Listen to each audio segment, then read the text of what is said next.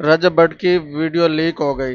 अस्सलाम वालेकुम। आज हम बात करेंगे रजब भट्ट और उसके दोस्त हैदर शाह की जो नाजेबा वीडियोस लीक हुई हैं, क्या ये ठीक हुआ है या गलत।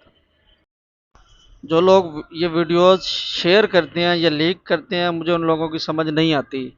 अब ये देखें, एक लड़की जो मेरे ख्याल में रजब भट्ट की कोई फ्रेंड है, उसके बारे में ये वीडियो लीक की गई। अब ये इसमें मुझे तो कुछ ऐसा समझ नहीं आ रहा कि जो कुछ काफ़ी हद से ज़्यादा नाजेबा हो, लेकिन इस वीडियो में थोड़ा है, इसकी हरकतें देखें।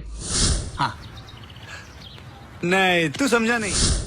और इसके माशाल्लाह से हैदर शाह के सारे दोस्तों की वीडियोस लीक हुई हैं। ये हैदर शाह की भी, मान डोगर के भी, और उसके ये एक दोस्त के भी, सब दोस्तों की ये वीडियोस लीक हुई हैं। पाकिस्तानी कम्युनिटी का असल मसला यही है कि जब भी कोई बंदा फेमस होता है तो उसके पीछे हाथ धो के पड़ जाते हैं और उसकी कुछ ऐसी वीडियोस को निकालते हैं जो वाकई नाजेबा होती हैं, लेकिन ऐसा नहीं होना चाहिए।